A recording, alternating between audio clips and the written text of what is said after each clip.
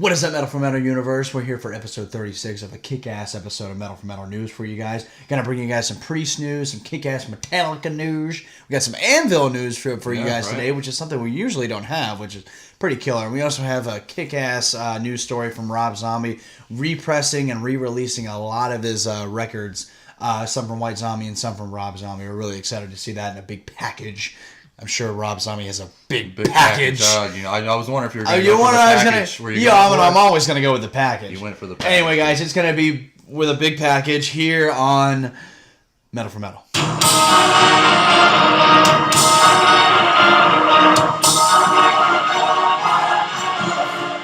What is up, Metal4Metal universe? I'm PJ Steve, and that is Dennis Parker. We're here to give you episode 36 of a killer episode of news. Cannot wait. It's going to be a good episode.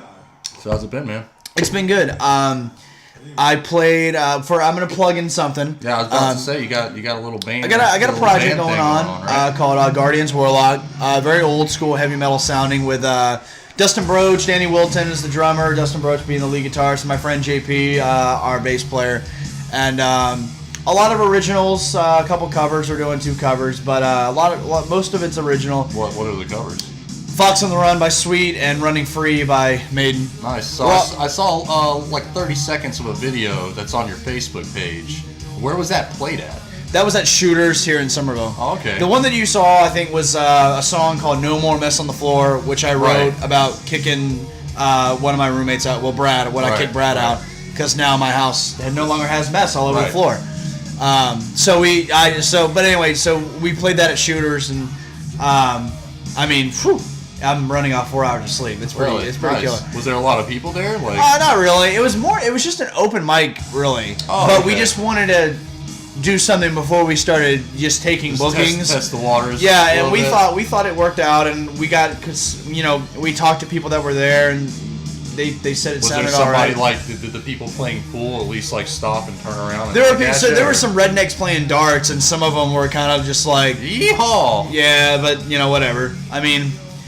You're gonna have that at a redneck bar. That's how it goes. But the people there, a redneck state in general. Yeah, so. The people there were really nice. It was really killer. I appreciated the support and all that. And we're gonna be taking some bookings here pretty soon. We've already got some stuff already lined up. So really excited.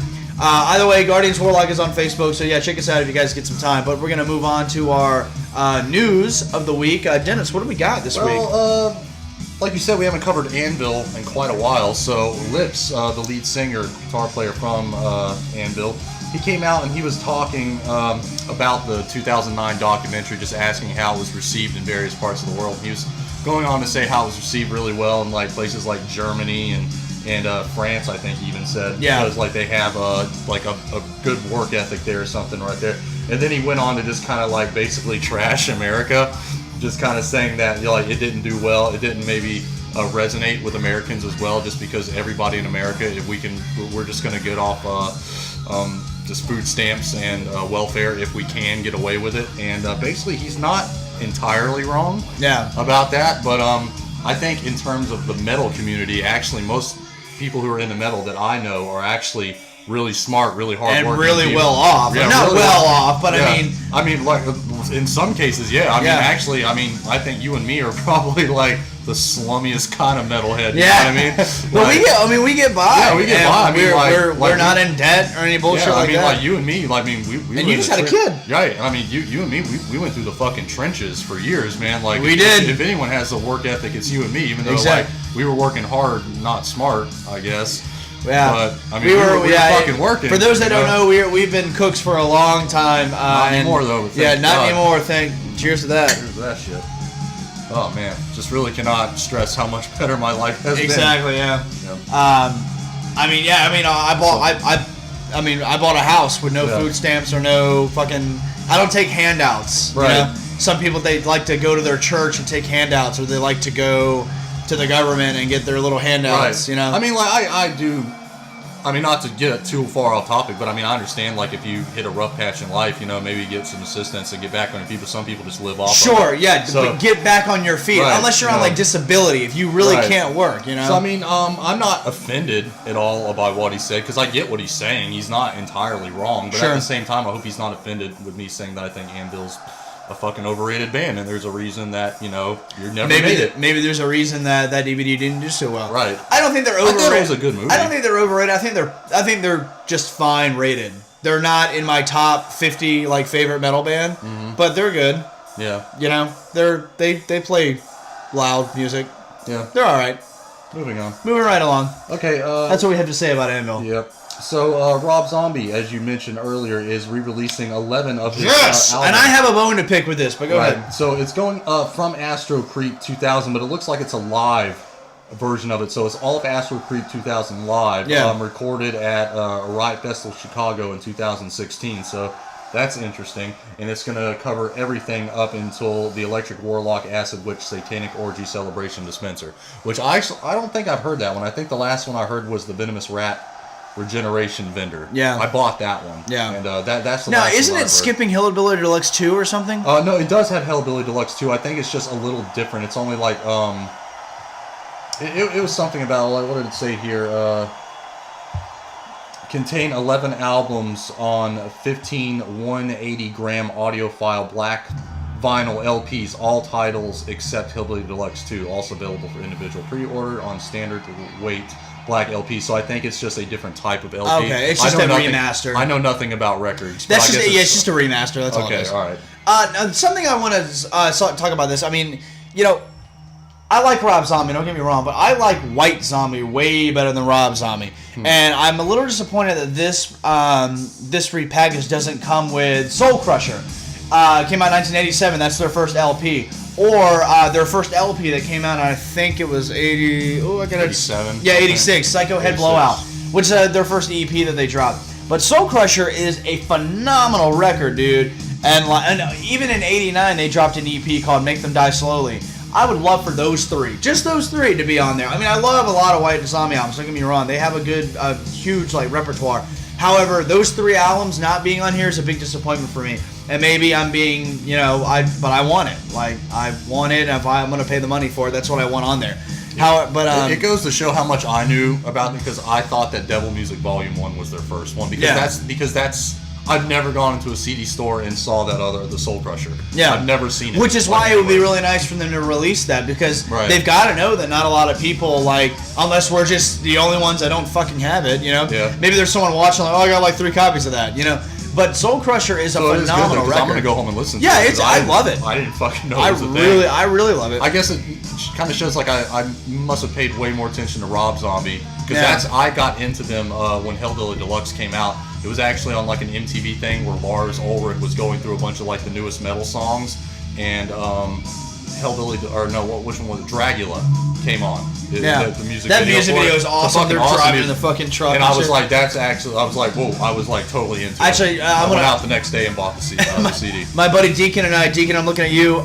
We were supposed to hang out today and we didn't. But Deacon, you know, it's such a disappointment. Life gets in the way. But Deacon, you know, him and I, he used to have this fucking like white truck that was, I mean, it was a durable motherfucker. Okay. And that song would come on, and he would just fucking across the road, just like, I am the one. It does have the effect on, like where he's driving. Yeah, and we would just fucking like dance to that shit and fucking mosh in the truck. That'd be awesome. It was awesome. You had some who was in the Dragula? Well, wasn't it like a bunch of devils and a witch and some shit like in the back of it? That'd be pretty cool. So Deacon, really good memories listening to that song with you. Yeah. But either way, I mean, I'm not gonna buy this. I would buy it if it included those White Zombie records, but it's not gonna get my money. I read through it. Maybe I just didn't read it well enough, but I don't see if it shows a price tag. But I imagine for 11 LPs, it's gonna be kind of expensive. It's probably gonna be a couple $100.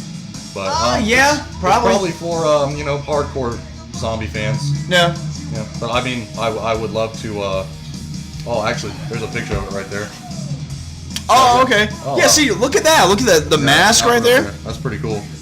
Still not gonna let me buy it. Yeah, I'm not gonna make me buy it. But okay. Still cool though. Still cool. All right, moving on to, we got a 2-parter Judas Priest news here.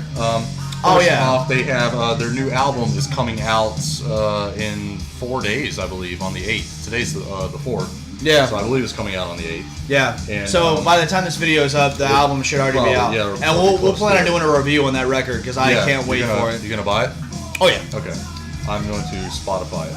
But there's a new lyric video for the song "Never the Heroes," which I really like enjoyed. that song. It was really good. Yeah. And I've been hearing nothing but good things about it. Blabbermouth actually already has a review up for it, and they give it a 9 out of 10. Yeah. So it sounds good. It's really good, dude. I cannot wait for this. Everything I've heard off of it. I cannot really wait good. for this record, dude. Yeah. So segueing into the next piece of Judas Priest news is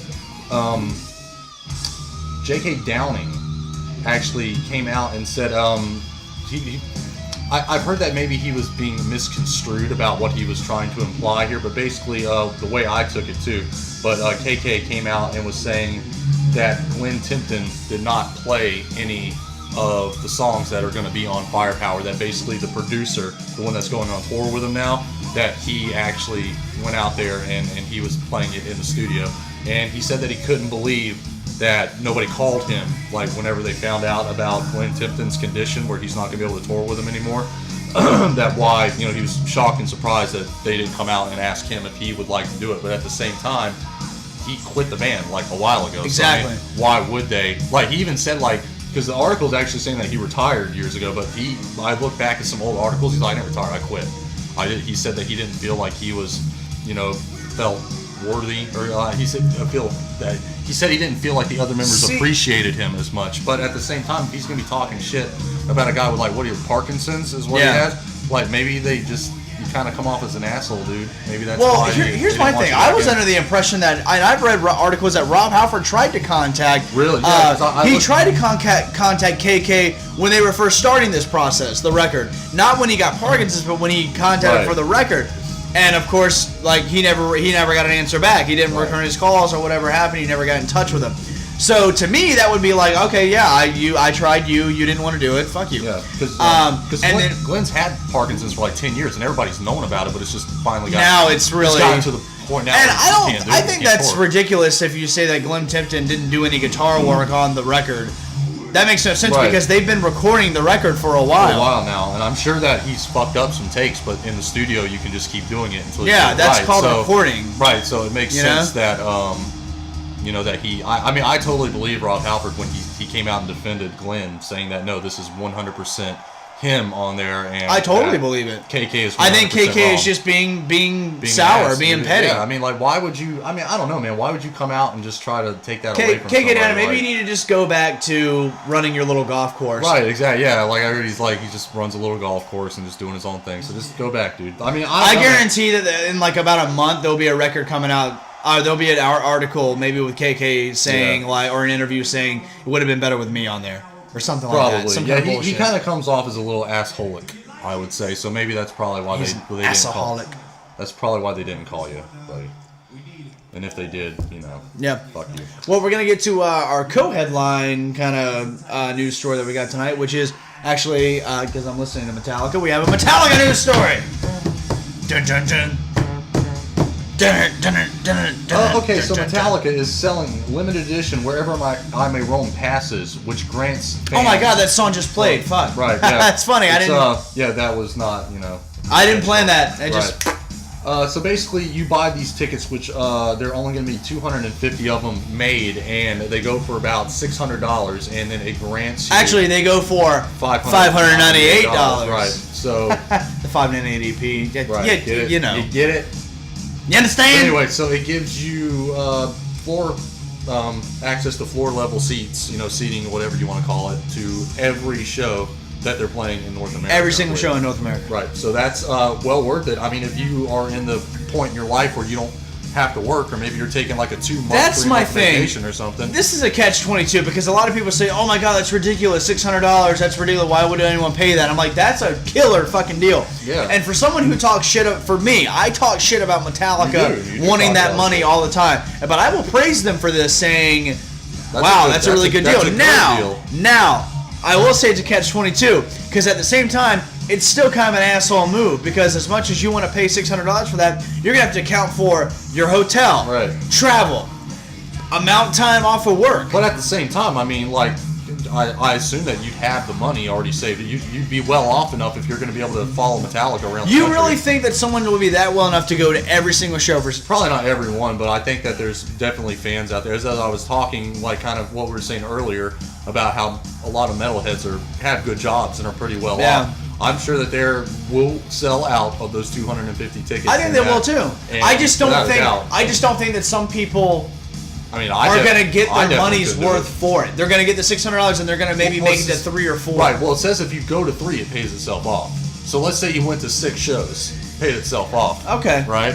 I didn't read that part of the article. So so if you go to about 3 shows with the $600, it will pay itself off, which makes sense, I guess. Yeah. Right. So $600. So you can see as many shows as you want. It kind of reminds me I just signed up for that movie pass thing. You know what I'm talking? Have you heard of that? Yes. Yeah, you pay $10 a month. You can see a movie a day at the movie theater. This many times. Well, you can see as many movies as you want a month. One a day. So it kind of reminds me of a movie pass. Yeah. Just Metallica. Well, that's weird that they say they can pay it off because wait a minute, 3 shows. Will pay itself off at $600. I guess that's $200 a ticket. But however, floor seats, good seats. Though. Well, however, when we checked for floor seats at their last tour that they were doing, they were like $300. Right. So I guess 2 shows then. So I guess that's even. Well, I'm just saying maybe they either lowered the price of floor seating, or they raised the prices of everything, or they raised the price of everything else. Exactly. Right. Let's talk a little bit about the Metallica tour itself. Do you plan on seeing them finally on their North American tour? Definitely, because it's going to be in October. So I don't know what's going to be going on in my life then, but I definitely want to go. I've heard rumors of an opener. I'm not sure how accurate this is, but I've been reading articles and looking at it what other people have been saying. A lot of things that I've been reading are saying that Jim Brewer is opening up for Metallica. You told me that, so which is weird to me.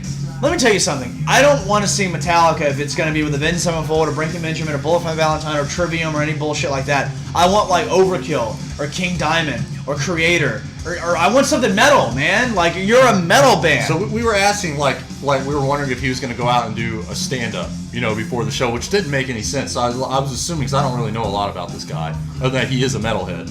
But I assume that he has a band, so I just Googled it right here, and he has Jim Brewer and the Loud and Rowdy, I guess is the name of the band. So if they will be opening for Metallica, it would be the band, I assume. But do you think that maybe he and Lars just friends or something, and then he's just hey dude, it'd be cool if I just my band open up for you. And Lars is probably, well, if you got the money, Yeah, right. So I don't know. Whatever. I won't go unless there's a really good opener. I think the openers are very important. Yeah. I'll go regardless of who's opening, but I think it would be cool if they did bring someone like Exodus or Exodus, Overkill, Metal Church. Just bring one of the That'd be great. But we know that they're going to bring Bullet for My Valentine with them. We know that's what's going to happen. So, but I don't give a fuck about the opening band really. I don't care. I just want to see Metallica because once I see Metallica, I will have seen all the big 4. And that is important to me on one side, but the other side is nah, you didn't. In my head, you didn't give me a chance because you didn't give me what I wanted for the money that I'm going to have to pay. Yeah, I'm not sure how much the tickets are going to be, for a normal person, because I'm not buying the floor seating. But I'm definitely going to make a point to go though, without a doubt. Killer. Well, guys, we're going to get into our topic of the week. Something that I've been really talking about, really putting some time. We've had this topic floating around for a while. And it's a really important topic to me. I hope you guys will discuss it as well. It is the greatest missed opportunities in heavy metal. A couple come to mind. Let me give you some examples, or let me give you what I'm kind of thinking. Right. Missed opportunities would be something that should have happened that you think would have progressed and made great. Would have been better. Right? Yes. Okay. And it just didn't happen, but it totally could have. All right. So what's the first thing that comes? The thing that comes to my mind is I'm a big Meatloaf fan, and Anthrax is married. Scott Ian from Anthrax is married to Meatloaf's daughter. Right. I would have liked to get some sort of collaboration with, even if it's just Scott Ian and Meatloaf. Right. Meatloaf is an awesome vocalist. I would imagine him just playing a guest appearance on a song or something. Right? Give me something. I think that would have been really cool. I think that would have went places. Mm-hmm. I do.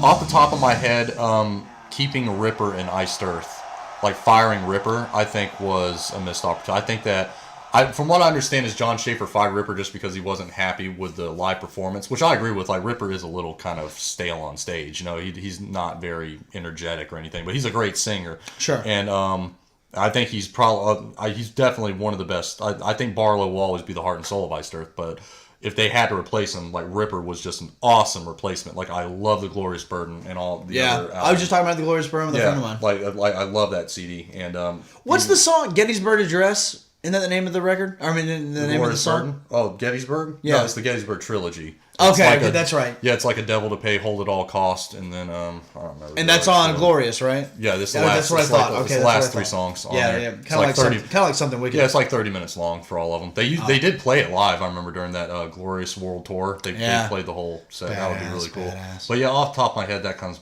to mind because I just love Ripper. Okay, so. Yeah. Another one that comes to mind is, and again, it's a catch-22.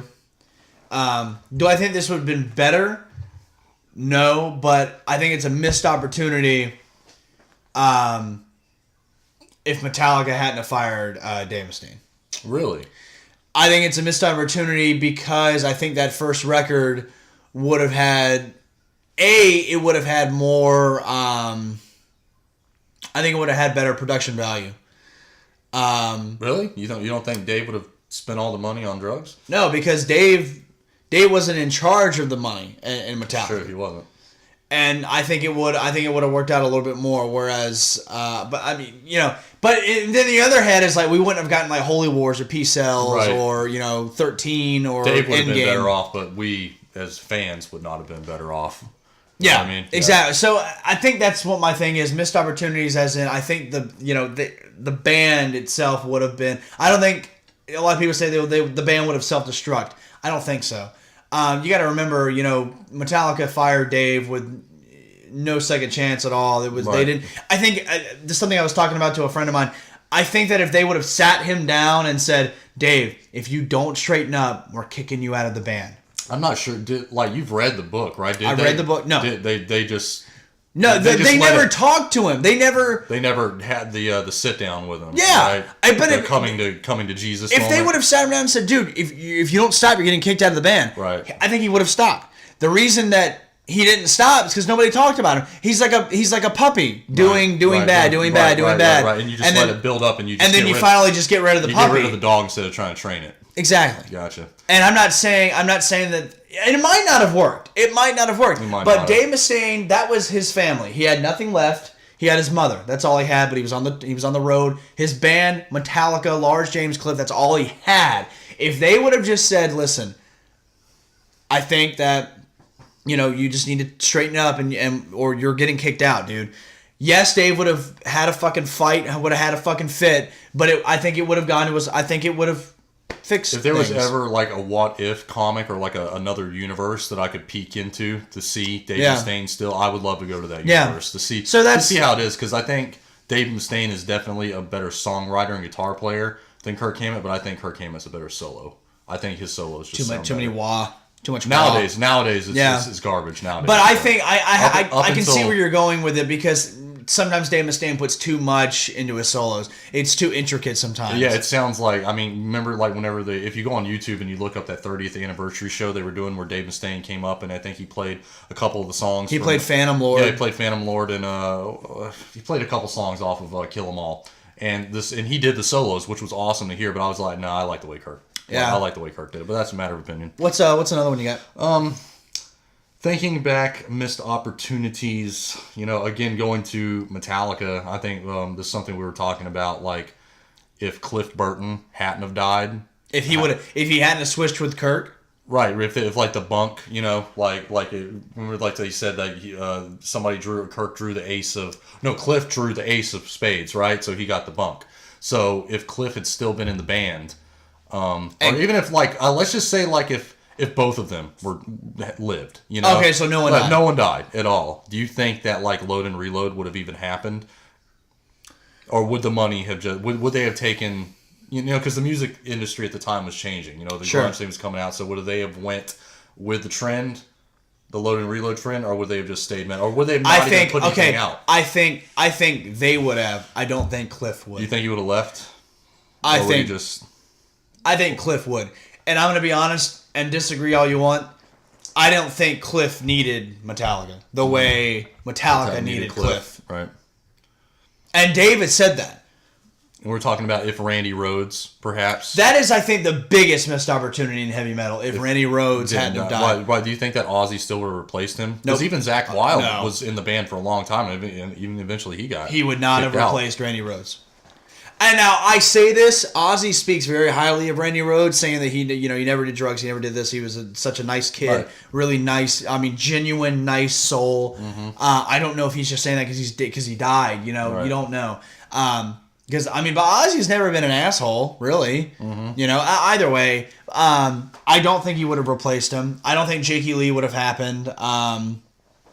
I think eventually maybe you would have had Zakk Wylde in the band because they clicked so hard, But it's one of those things where it's like, I think that is the biggest missed opportunity in heavy metal. So Randy Rhoads was going to be the next guitar hero, in my opinion. Yeah, I think if anything, Randy would have left on his own, but probably would never have gotten fired. No. Unless he just kept fucking sharing. Because he was doing that. Yeah. Yeah. So if he just didn't stop, then maybe. But I think, and that, it pains me that much talent, if it's not like he just got in the plane, and it's just really shitty. Really shitty. But that much talent just gone, just like that. It's an interesting question to think about. I can't really think of. I'm sure I'll think of something tonight, but that's all I can really think of right now. Just throw them in the comments. Yeah. Yeah. Well, guys, we're going to go ahead and sign out here. We really appreciate you guys, your continued support all through the year. I want to give a little update here in the month of March, guys. We're seeing Iced Earth. We're meeting Iced Earth. And it's going to be killer. Shit right there. Yeah, that's some bucket list stuff. That's some cool shit. Yep. So we're gonna be getting some good footage of that shit put on the YouTube page for you guys. I'm also gonna be doing the interview with Joseph Michael. I'm staying in contact with that gentleman, and it is signed, sealed, delivered. Yep. I will be interviewing Joseph Michael. Definitely check out Witherfall because they're Witherfall. Check them out, man. They're really good band. Ever since I heard that he's been replacing Worrell on for Sanctuary. I've been listening to them. They're really good. They're really good. Check them out, man. Witherfall kicks ass. And also, man, check out these videos of Joseph Michael doing Sanctuary on the tour. It's so good. Yeah, and he has a killer presence. And for what I've been talking to him about, he's very professional. He's just very because I only want to take 5 minutes of his time. He's got shit to do. Yeah. And so, guy. he's filling some big shoes. Mm-hmm. So it's just, he was just very I can't talk a whole lot, I can't do that, and I was like, totally, man. I expect you to, man. Yeah, I'm like, dude, just me, you, and a camera. That's all I want. 5 minutes. Just want 5 minutes. But anyway, he just seems so professional. Seems like a nice, cool dude. I cannot wait to do that interview. I'm. Please don't stand us up. I don't think he will. Please. I don't think he'll stand. That would break my heart, though. I'd be so upset. Please don't. I would just cry to John Schaefer when I meet him, it was gonna be the best day of my life. Are you just gonna give him the stank eye from the crowd if you just? Yeah, if you stand me up, I'll just be like. Yeah. Seriously though, man, I really appreciate you even giving me the time of day and even talking to me. But and again, that's what's going on in the month of March. We cannot wait for that. It's gonna be good times. Yeah, man. Don't forget, Metal4Metal shirts are still for sale, only $10 hairs. And we're gonna see you guys next week for some killer news again. Again, I'm PJ Steven. That's Dennis Parker. This has been episode 36 of Metal4Metal. We'll see you guys next week. Thank you, guys. On the floor.